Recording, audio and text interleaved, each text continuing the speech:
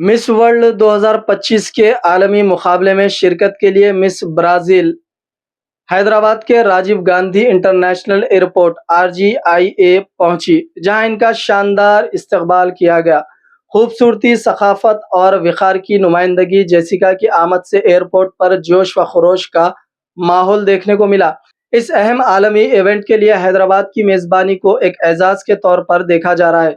Miss world 2025 के सिलसिले में दुनिया भर की हसीनाएं जल्द ही शहर में जमा होंगी, जो कि हैदराबाद के लिए बैनुल अक़वामी सतह पर एक बड़ा मौका है।